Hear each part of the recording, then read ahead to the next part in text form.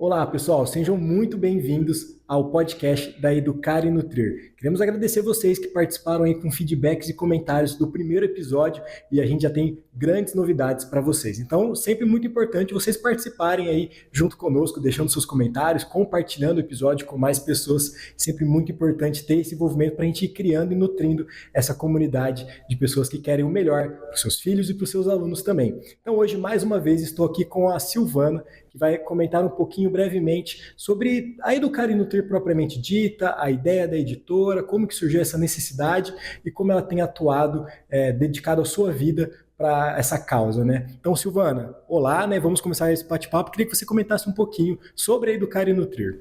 Oi, Lucas. Bom, a Educar e Nutrir surgiu de uma caminhada longa, né?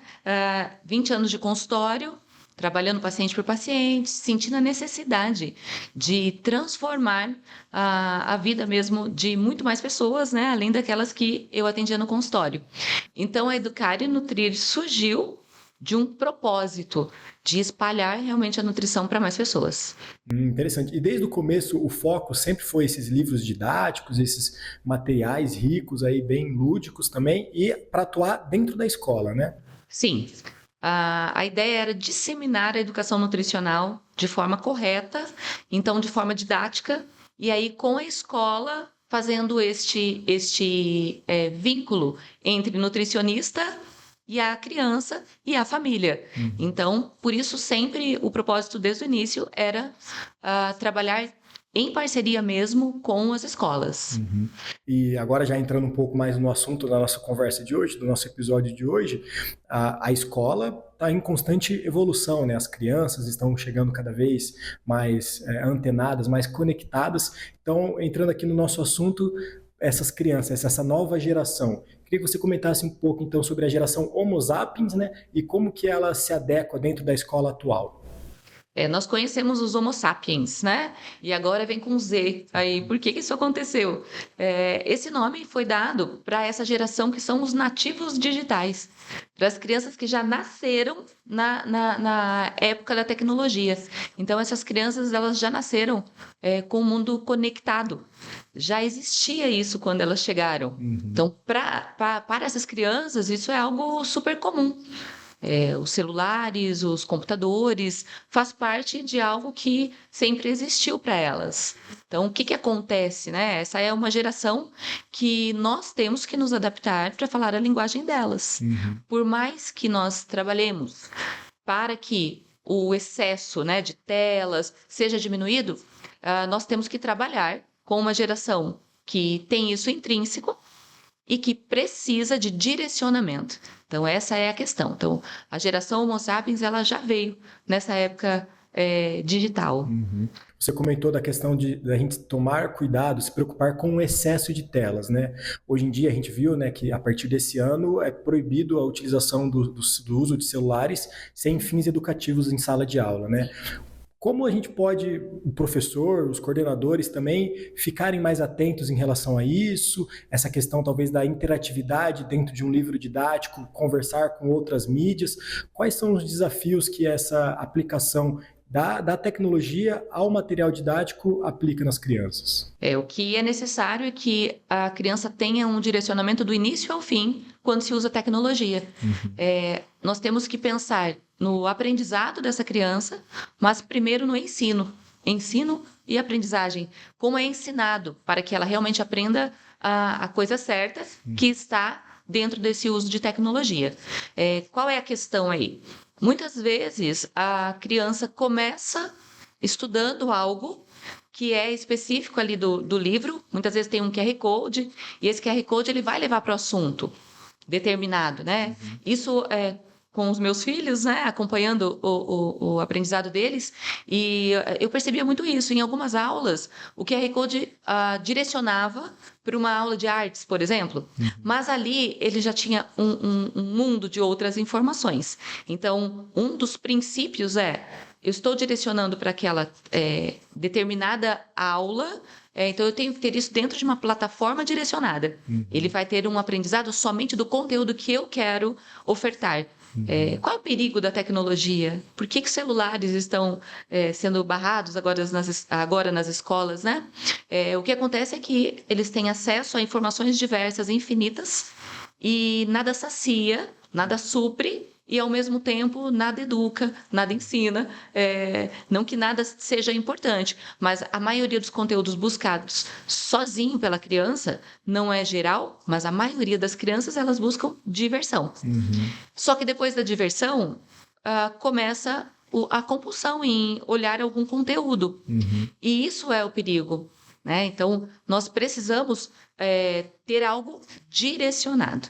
E aí, a tecnologia se torna rica quando a gente faz este vínculo, né? Entre o que a criança busca tecnologicamente, mas o que a gente oferta. Certo. O papel do professor, então, é fazer esse direcionamento, muito propriamente dito, para a criança não se perder nessa quantidade absurda de oferta que ela tem de entretenimento, né? Exato. Vai passar a ser apenas focado no ensino, na absorção de conteúdo.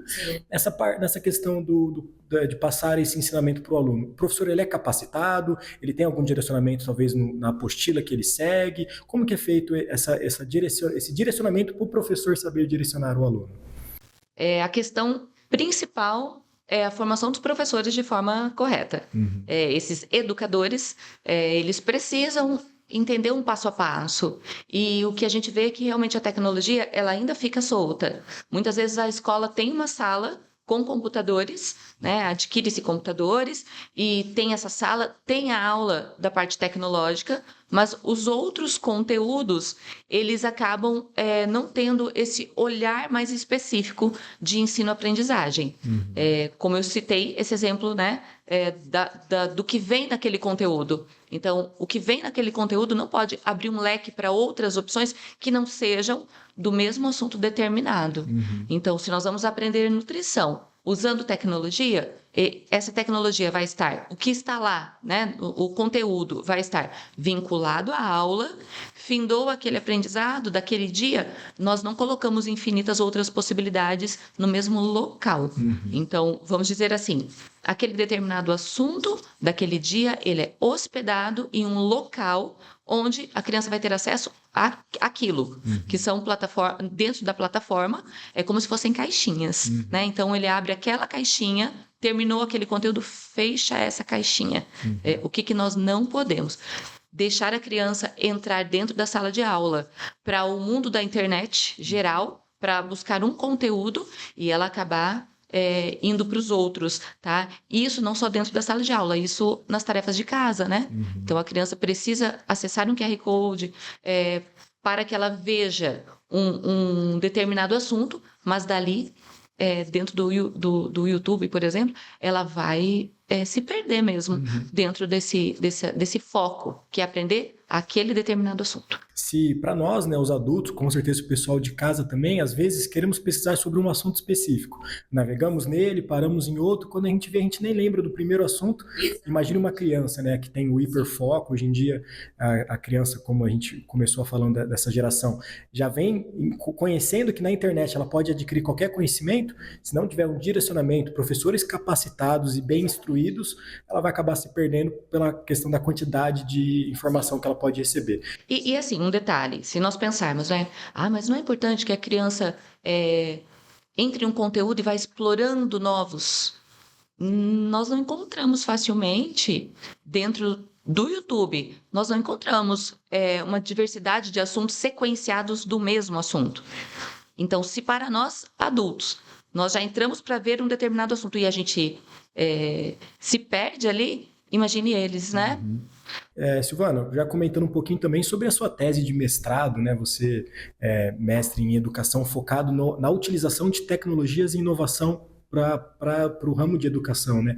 Queria que você comentasse um pouco sobre esses alicerces, né? E como eles melhoram a absorção de conteúdo dessa nova geração que está surgindo, né? Na minha tese de mestrado, o tema era a proficiência do uso de tecnologias no ensino. Então, isso me abriu um leque gigante de técnicas mesmo para se utilizar, para criar as tecnologias, né? O uso dessas tecnologias dentro do nosso material. E aí, o tema refere-se se isso é eficaz, qual é a eficácia mesmo que se tem ensinar usando a tecnologia, mas de forma direcionada. Então, o que nós concluímos, né, nessa tese de mestrado, nessa minha tese, é que é eficaz usar sim a tecnologia, mas desta forma que estamos falando, no ensino direcionado. Traz resultados, a gente tem melhoria na resposta de ensino-aprendizagem, mas precisa ter todo um cuidado na gama da preparação do conteúdo que vai ser ensinado. E de onde hospedar essa tecnologia e de que forma a criança vai fazer isso em um determinado tempo. Tudo isso conta para que seja eficaz essa forma de ensino. Agora vamos pegar todo esse tema que nós conversamos até agora, essa importância do uso da tecnologia direcionada e como ela é aplicada hoje no material didático da Educar e Nutrir. Como ela vem inserida nos materiais? Os nossos materiais, eles têm a aula teórica, a aula que ensina. Temos as atividades manuais, que são extremamente importantes, né? Ao meu ver, muito mais que as tecnologias, essa é a minha opinião. Mas temos também a parte tecnológica. Então, une-se prática também, né? Tocar no alimento, experimentar o alimento, fazer toda um caminho necessário. E como apoio de aprendizagem, nós temos os QR Codes direcionados para dentro de plataformas específicas, onde a criança ouve histórias, onde essa criança ouve músicas, sempre direcionada ao tema. Então, nós sempre conectamos o que está sendo trabalhado no livro com o que está sendo trabalhado na prática, com o que está sendo trabalhado usando o meio tecnológico. Então, nós fazemos a junção desses elementos. Isso faz com que a gente atraia a atenção das crianças. Porque o que acontece hoje em dia, né? As crianças, nós adultos já estamos assim, né? Extremamente ansiosos e absorvendo conteúdo e a gente não para focar muitas vezes em uma coisa só. Imagine a criança que já cresceu nessa oferta gigantesca de recursos visuais. Então, é tudo muito rápido, a atenção dela é limitada em pequenos espaços de tempo, por isso as aulas têm que ser dinâmicas. E as nossas aulas de nutrição são dinâmicas. Nós iniciamos com uma atividade, nós já damos uma junção, né, com a próxima atividade, e nós já vamos para uma prática, e nós já usamos a tecnologia. Isso acontece de forma programada, dentro do livro do professor, que traz o direcionamento de como é feito cada momento. E aí a criança fica ligada nessa aula, isso vira um encantamento mesmo para ela, que hoje é preciso. A gente precisa encantar para que a criança fique atenta a esse conteúdo trabalhado. Com certeza. Você falou da questão dos estímulos, né? Então, você falou que numa mesma aula é trabalhada a questão sensorial da criança, a questão visual da criança, ela toca no alimento, depois ela vai ser direcionada para uma plataforma digital, e você concluiu dizendo que todo esse passo a passo de uma aula, ele vem decupado já para o professor, porque eu estava imaginando a cabeça de um professor. Nossa, eu tenho que preparar a parte digital, tenho que preparar os alimentos.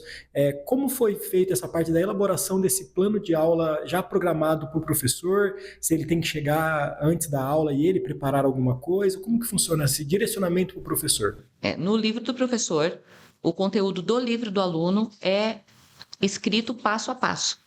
Então, se for preciso preparar algo antes, vai estar escrito ali, né? O material necessário para a aula, o que providenciar, e o mais legal, né? Nós trabalhamos o alimento de forma natural, de forma simples. Então, muitas vezes, vamos trabalhar a mexerica. O professor vai adquirir mexericas. E aí, o que é feito juntamente com o aluno. A experimentação começa, para que ela aconteça, nós começamos lá no toque do alimento. Então, esse aluno toca esse alimento, tira a casca, sente o cheiro, nós vamos explicando todos os processos de como as coisas vão acontecendo, vai tirar os gominhos, vai passar por um processo mesmo. Então, no livro do professor, até isso é detalhado. Então, tudo que vai acontecer, todas as atividades, elas já estão ali. Por que não uma sugestão para o professor? Sugerimos usar uma fruta. Porque a ideia é aprender de forma padronizada. E aí que o professor consiga ensinar com excelência dentro dessa forma organizada. O que nós unimos, né? Nós unimos a nutrição, o trabalho direcionado que o professor tem como pedagogo, né? E então nós unimos esses dois elementos.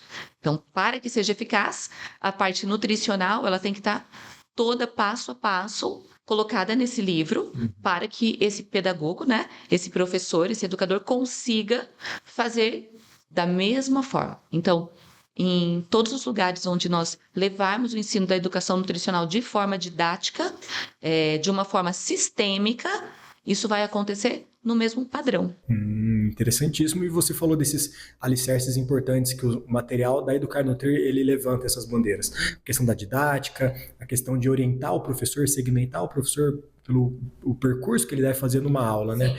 E um assunto também que é um grande diferencial do material do Educar Nutrir é que ele é todo baseado e pautado nas normas da BNCC. Então agora eu queria ouvir uma fala sua sobre isso, né? Aplicar a metodologia que a BNCC traz, né? Que ela implica que as escolas devem seguir, e como foi essa questão de preparar as aulas se pautando também nas competências que a BNCC gostaria que toda a escola brasileira tivesse nivelada, né? Equalizar a educação dentro das normas da BNCC. Para construir o material, nós analisamos o que a criança precisava aprender em cada faixa etária. Então, esse material ele foi feito por mim, nutricionista, mas também com apoio pedagógico. Então, as pedagogas que trabalharam nesse material fizeram o direcionamento das atividades, de como tinha que ser, e nós, em conjunto, fizemos algo em cima do que a BNCC pedia. Então, o que a criança precisa aprender e o que deve ser trabalhado aos 2 anos, não se falando em nutrição, né? O percurso natural que a criança vai caminhar, nós trouxemos esse percurso usando o nosso tema nutrição. Então, ele foi feito para cada faixa etária, com as atividades específicas de cada idade. Então, os livros eles são específicos para 2 anos, 3 anos, 4, 5 anos. E agora vem a novidade, né? Nós já temos o Fundamental 1. E aí teremos todo esse material para o Fundamental. Né? Então, nós começamos usando Base Nacional Comum Curricular para a educação infantil. Então, fechamos esse leque da educação infantil e agora nós temos a outra parte, que é a continuidade do que foi aprendido. Dentro da educação infantil, a criança entra entendendo aos 2 aninhos, começando a trabalhar aos 2 aninhos, que ela precisa mastigar, né? Que precisa não só mamar, não pode ser só leite, tem que mastigar. E aí nós temos vários estudos, né, que mostram que as crianças estão com problemas direcionados da parte ortodôntica, mandíbula, estrutura de mandíbula, por conta de pouca mastigação. Isso é gravíssimo, não é verdade? Porque as crianças acabam consumindo alimentos muito massas, bolachinhas, sucos de caixinha, elementos que não trabalham essa mastigação e toda essa parte que é tão necessária, né? Então, nós voltamos a essa fase de 2 anos, ensinando o processo, incentivando a mastigar, a experimentar os alimentos, mordendo esse alimento, todo o processo para que ela mame menos e comece a comer mais, porque precisa dos nutrientes. Né? E aí, nós vamos passando para as outras idades e aos 5 anos, essa criança monta um prato saudável. De forma equilibrada, já sabe. De forma equilibrada. E o que vem depois? Depois vem essa continuidade, que é o que nós estamos preparando agora, para que as pessoas consigam, né, passar uma vida num bom peso, cuidando da própria saúde. Que bom, então tem coisa boa saindo aí do forno, né? Já dá para sentir o cheiro. Silvana, acho que para a gente finalizar e arrematar todos esses pontos muito importantes, né, que a gente levantou hoje na nossa conversa, queria que você falasse da importância, então, das escolas adquirirem materiais didáticos sobre nutrição, também alinhando essa questão tecnológica, pensando na geração Homo sapiens, nessa geração hiperconectada, como cativar essas crianças, qual a importância de uma escola ter um material que cative essas crianças nessa geração atual. A gente já tem há muitos anos, né? Acho que desde quando eu fiz faculdade, lá antes dos anos 2000, né? Nem tinha tanta tecnologia, nem tinha tecnologia praticamente, mas já havia atividades de educação nutricional nas escolas. No meu estágio de faculdade, fiz uma atividade dessa forma. Mas a questão é que as atividades de educação nutricional, de forma geral, elas são soltas.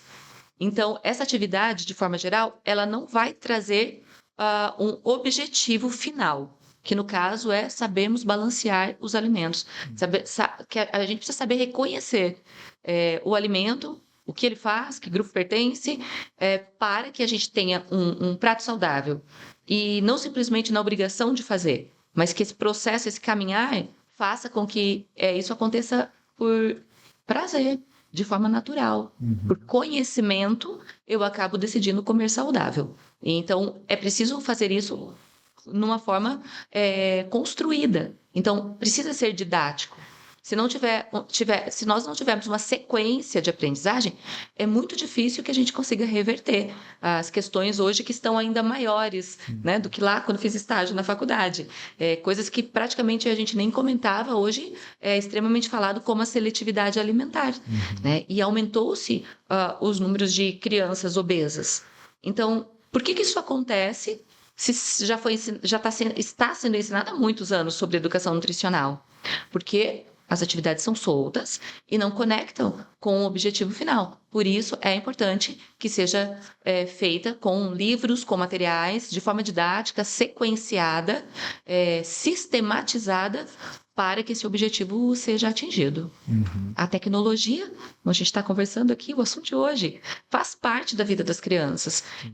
E é uma forma de nós atrairmos a atenção e aumentar a fixação de aprendizagem daquele conteúdo trabalhado.